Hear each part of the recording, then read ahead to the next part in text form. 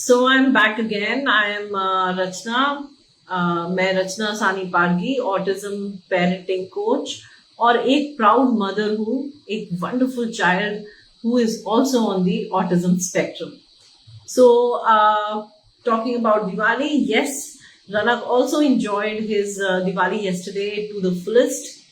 There was a time he was so very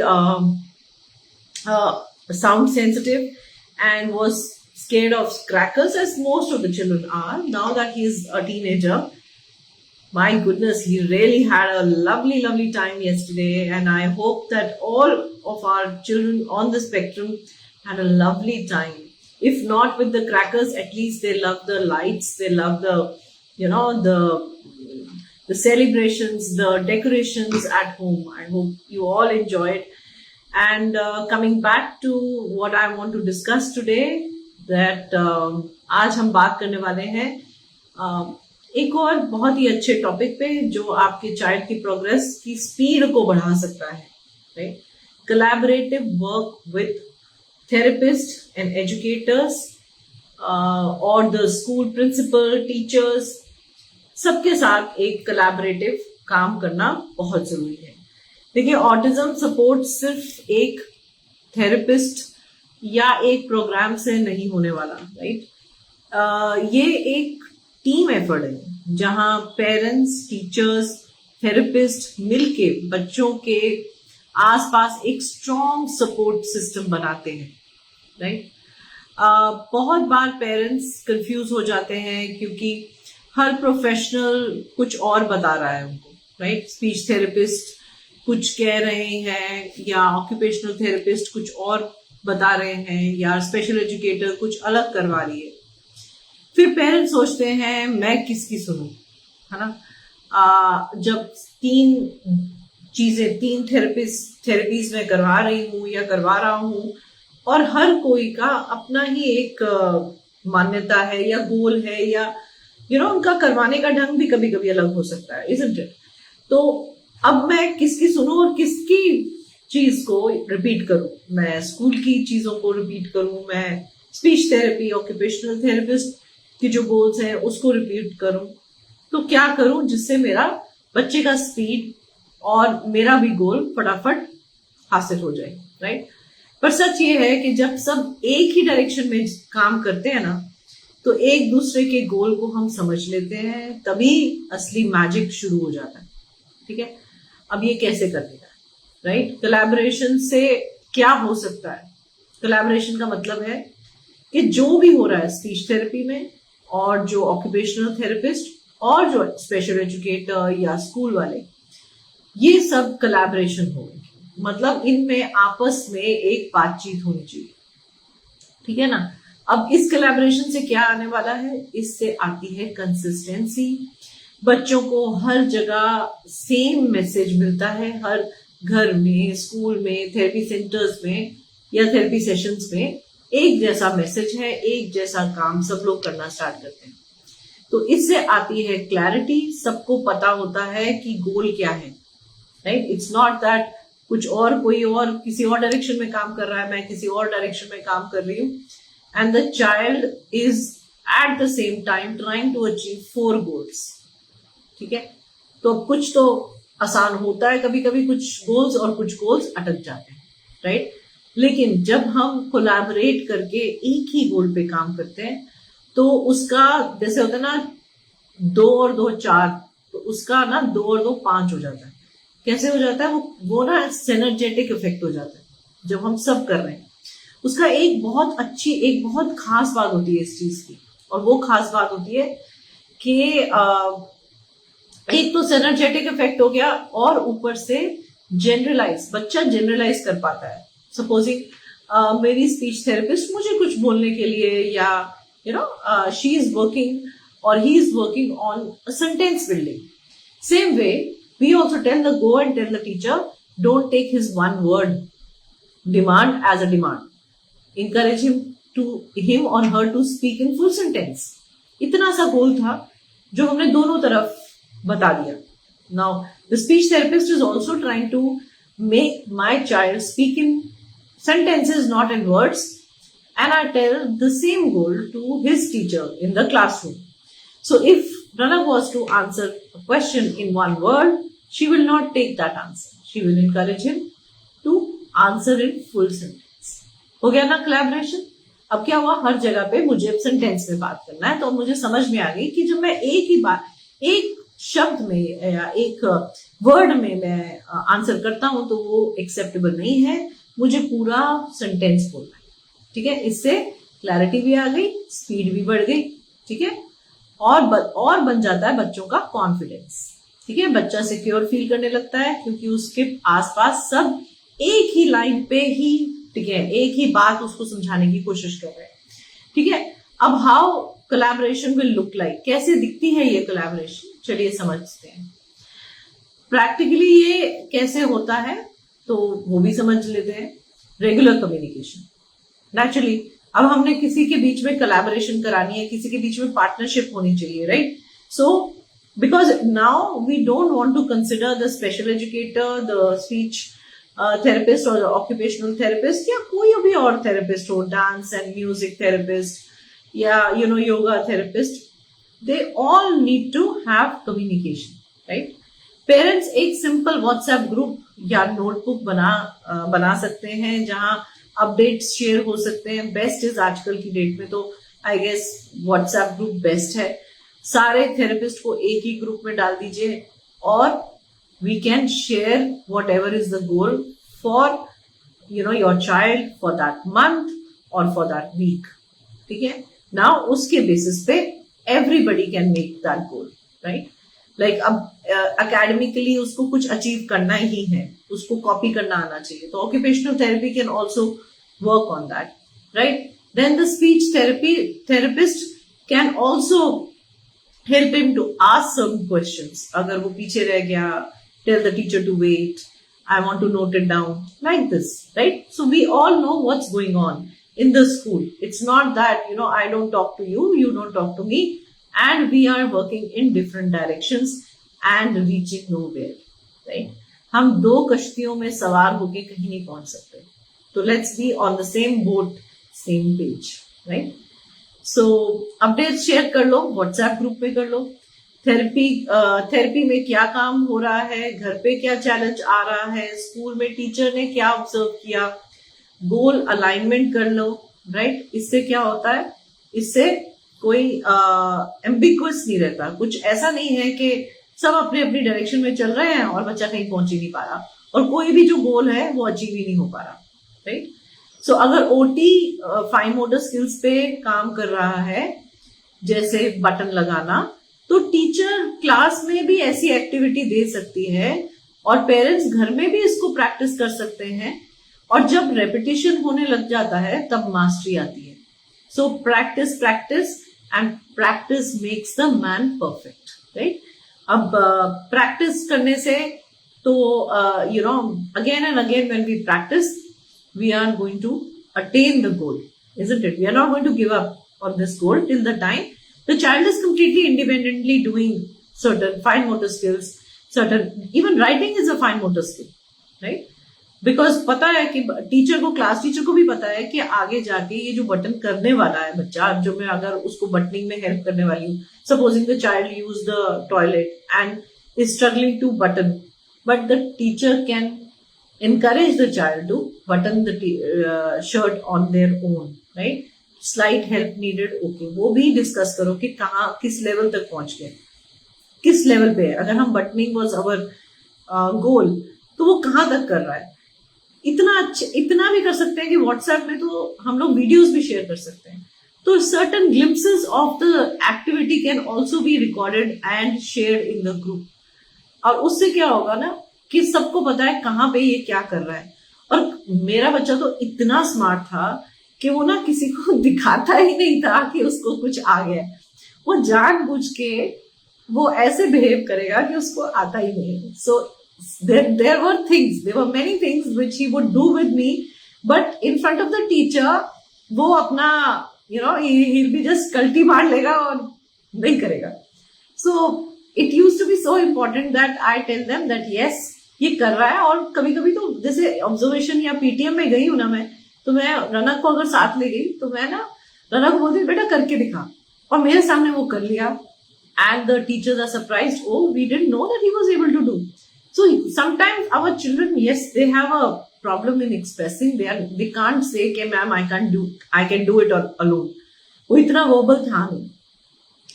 और मुझे लगता है वो कभी कभी थोड़ा escape भी मान लेता है कि नहीं पता तो चलो मुझे बोलेंगे नहीं लिखने के लिए, right. So he used to do.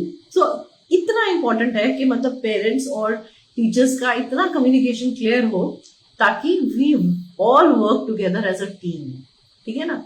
तो ऑब्जर्वेशन जो भी हम अपने बच्चे की ऑब्जर्व करते हैं, जैसे टीचर, कुछ बच्चे जैसे टीचर के सामने बिल्कुल कुछ बच्चे क्या, मुझे तो लगता है सब बच्चे टीचर्स के सामने अलग बिहेव करते हैं और मम्मी पापा के सामने अलग बिहेव करते हैं। बचपन तक तो ठीक था, जैसे जैसे वो टीनेजर बन रहा है तो he has learned his boundaries, he has learned that I can say no to mama, but in front of the teacher everything is happening, right? There's super duper disciplined in the class, but with mama, no mama I don't want to study, I don't want to do all that he has learned. So इसलिए information share करना और जो भी observe कर रहे हैं हम उसको शेयर करना।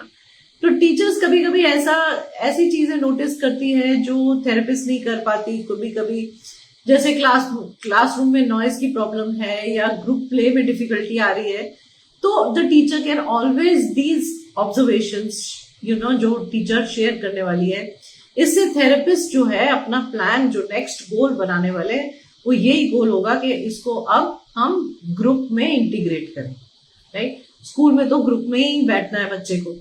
सो डिपेंड, अब ये जो ग्रुप है वो ज्यादातर स्कूल में अवेलेबल है, थेरेपिस्ट के पास अवेलेबल नहीं है, unless and until this therapist is also having some group therapies as well, है ना। तो इट्स वेरी इंपॉर्टेंट कि हमें पता होना चाहिए कि बच्चा अच्छा अब ग्रुप में नहीं बैठ पा रहा, तो let's add to his combo some group activities, है ना। and respect each other's role, very important, isn't it? मुझे लगता है जो भी रनक के साथ 5 मिनट भी अगर टाइम स्पेंड करते हैं, उनका रोल बहुत इंपॉर्टेंट है, क्योंकि हम वैसे भी जिंदगी में हर किसी से बहुत कुछ लर्न कर रहे हैं, right. And if somebody has a patience and that compassion to talk to my son, to listen, to wait for him to reply, that is a very big thing, isn't it? So let's respect the special educator, the occupational therapist, the speech therapist, the play therapist, the group therapist. All these people are playing a very important role. So let's learn to really really respect each other. हर एक professional की एक अपनी expertise होती है। Teachers learning style समझते हैं, therapist developmental pattern समझते हैं, और पेरेंट्स इमोशन और बिहेवियर समझते हैं, ठीक है ना। हर बंदे का अलग रोल है। देखिए, जब हम सब एक दूसरे की रिस्पेक्ट करते हैं तो कोलैबोरेशन ऑटोमेटिकली स्मूथ हो जाता है और उसका इफेक्ट 2+2 5 हो जाता है, तो सिनर्जेटिक इफेक्ट हो जाता है, राइट। तो पेरेंट्स रोल, अब पेरेंट्स का क्या रोल होता है इस सारे कोलैबोरेशन में? ये सारा कोलैबोरेट करवाने वाले कौन होते हैं? ये जो ब्रिज है ये पेरेंट्स ही बिल्ड करते हैं। अब मैंने कुछ स्कूल्स में ऐसे देखा है, जैसे रनक भी जिस स्कूल में जाता था, स्पेशल स्कूल में जाता था, वहां पे ना occupational therapy, speech therapy under the same roof है, and under the same roof है तो collaboration तो है ही है। So they have already spoken to the teacher, they have already, the same goals are being carried forward. But where the school and the therapist are not under the same roof, then parents play the role of being a bridge. So parents, हम लोग एक bridge हैं therapist और educator के बीच, क्योंकि हम अपने बच्चे को सबसे ज्यादा जानते हैं, isn't it? उसके मूड्स, उसके ट्रिगर्स, उसके स्ट्रेंथ्स। तो हमारा रोल जो है वो कनेक्ट करता है इन डॉट्स को जो कहीं कहीं अधूरे रह जाते हैं, राइट। सो और हम कम्युनिकेशन लेकर आते हैं इन सब थेरेपिस्ट के बीच में, राइट। घर पे जो ऑब्जर्व करें, behaviour, sleep, diet changes, therapist को बताएं, ठीक है। मीटिंग्स में पूछें मैं घर पे ये सब जो आप कर रहे हो वो कैसे कंटिन्यू करूं, स्कूल पीटीएम्स और थेरेपी का जो रिव्यू है वो शेयर करें स्कूल में, स्कूल की टीचर्स के साथ। सो जब बच्चा देखता है सब लोग कनेक्टेड हैं तो वो प्रोसेस भी पे ट्रस्ट करने शुरू हो जाता है, और उसका नेचुरली उसका जो रिस्पॉन्स है वो बहुत बेहतर होने लग जाता है। The child is able to उसका एक जनरलाइजेशन भी आ गया, एक consistency and frequency also improve, right. अब ये सब कहाँ हमें, where is it leading us to? It is leading us to improvement in the progress. मतलब जो प्रोग्रेस की जो स्पीड है ना वो बढ़ने लग जाती है, because everybody is doing the similar goal, right? It's like school में there is a topic going on. Suppose plants is the topic which is going on in the school.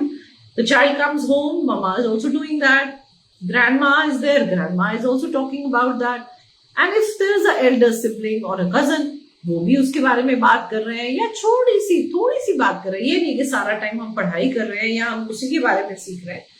Everybody has their own way of putting things across, right? तो वो उसी के बारे में सीख रहा है, तो naturally उसकी स्पीड बढ़ने वाली है। और अगर ये तो एकेडमिक्स की बात हो गई, अगर बटनिंग की बात करें, सपोजिंग स्मॉल ऑक्यूपेशनल थेरेपी का जो एक हिस्सा है वो कर रहे हैं, तो गेम खेल सकते हैं with sibling, with grandma also. Everybody is encouraging the child to button और zip their jacket themselves, right? तो क्या होता है कि हर जगह पे that encouragement is coming, and it's also an indication बेटा आप अपने आप कर सकते हैं, right? So we are all encouraging together. वैसे कहा जाता है कि एक बच्चे को बड़ा करने के लिए ना पूरा एक विलेज चाहिए, एक पूरा गांव चाहिए एक बच्चे को बड़ा करने के लिए। मुझे लगता है जब हमारे बच्चे ऑटिज्म स्पेक्ट्रम पे होते हैं ना, तो उनके लिए तो मुझे लगता है पूरी बड़ी सा एक टाउन, एक सिटी चाहिए उनको बड़ा करने के लिए। और वो सिटी को हम कैसे इन्वॉल्व करें? भाई हमारा बच्चा तो बिल्कुल हमसे आइसोलेटेड है, तो how do we involve the society into bringing our child, into bringing up our child, right? तो एजुकेट कीजिए ना अपने। किसने मना किया आपको एजुकेट करने के लिए? Educate your family, educate your neighbours, and that's what is my city, isn't it? Educate shopkeepers. Generally हम सेम शॉप्स में जाते हैं, राइट? मेरे भी 2-3 गिनी हुई जो मेरी स्पेशली ग्रोसरी है या वेजिटेबल शॉप्स हैं या कुछ वेंडर्स, हमारे वही गिने चुने होते हैं, राइट? एंड जब हम उनके साथ भी शेयर कर लेते हैं, उनको भी इंकरेज करते हैं हमारे बच्चों के साथ इंटरेक्ट करने के लिए, और उनको भी हम बता देते हैं कि my child is having so and so issue, be patient, encourage.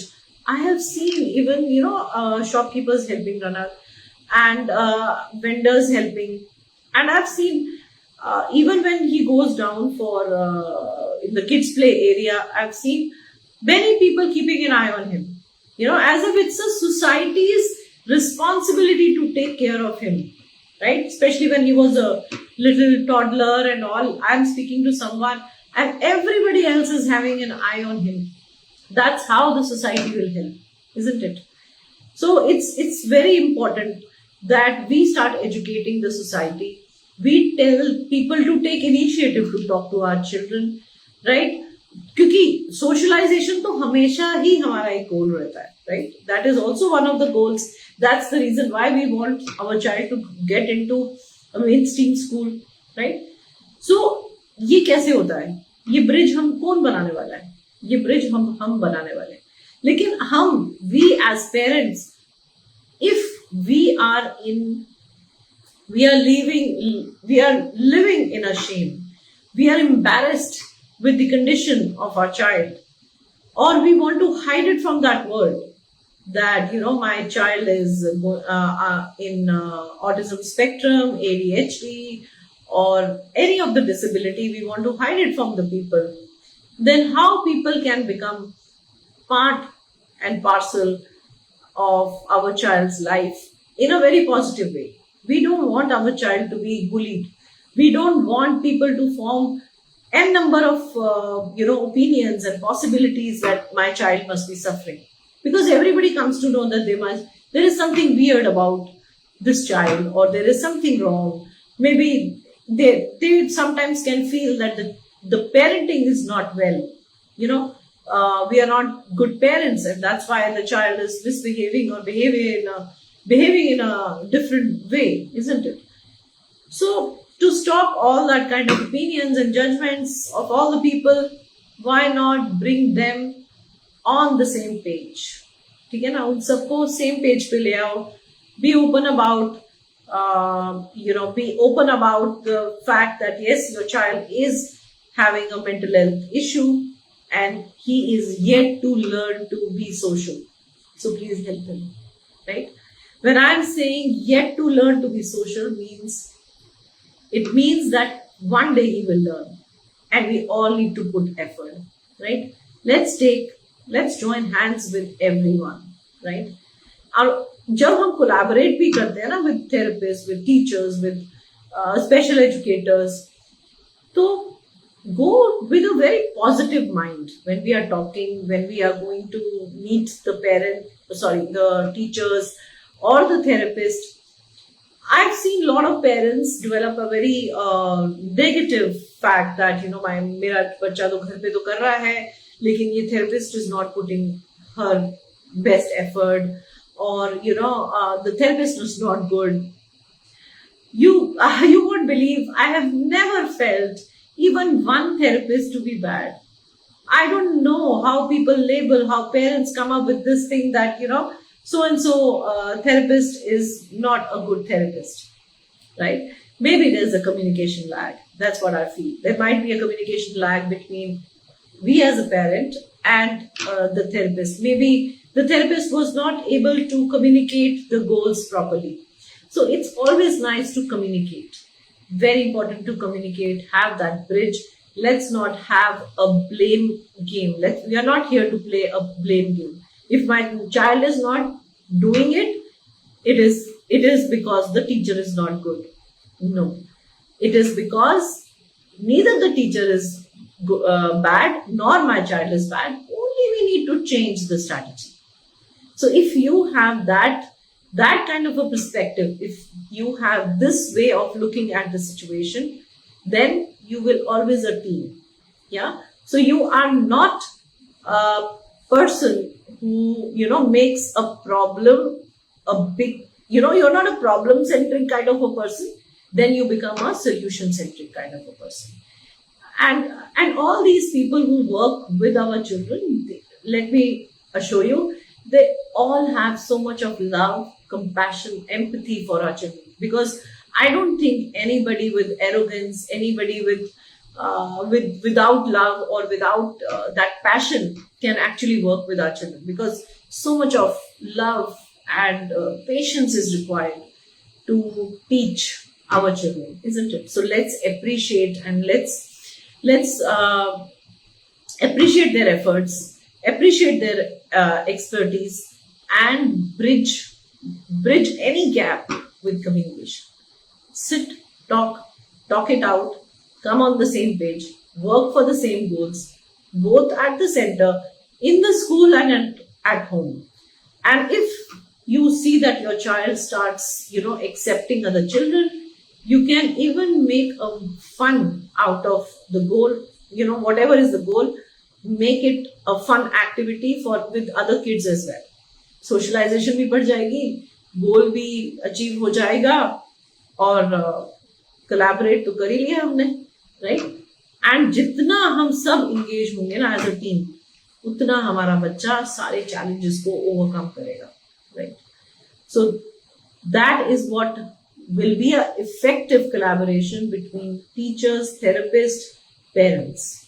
Parents को भी, we as parents also need to be open to any suggestion that the teacher is telling us. If teacher is saying that there is an issue, or if there is a behavior problem happening, you can start correcting from home itself. Yes, everything begins from home, because the child is spending a very good amount of time with us at home, right? So it's so very important that parents start empowering themselves with various strategies, parenting strategies, teaching strategies, and and take out quality time for your child, right? It's very important to give them undivided attention. Undivided attention का क्या मतलब है? मतलब जब हम अपने बच्चे के साथ बैठते हैं तो हम मोबाइल को नहीं देखते हैं, हम टैबलेट को नहीं देखते हैं, ठीक है? हमारा पूरा ध्यान अपने बच्चे पे होना चाहिए। और अगर कोई आ गया है तो फिर we have to ignore, just behave as if nobody is at home when we are sitting with the child. Then let the person come and go, and you can contact them later. And they will come back if it was urgent, isn't it? Phone calls can also, your phones can be on mute. Yeah? So even if it is just for 15 minutes, but that 15 minutes should be undivided attention between you and your child. Then you see the speed of achieving the goal will take a very, very fast, fast speed. It will be a speedy process. And I've seen this happening with Rana. जहां हमारे को एक bye bye सीखने में 64 sessions लगे थे ABA के, वहां हर वीक हम 3-3, 4-4 स्किल्स सीख रहे थे, because I was trying to replicate everything that was happening in the school. I worked very closely with the therapist, and that brings a synergetic effect. Yeah. So with that, this is what I wanted to tell you guys, parents. I don't want to take any more of your time.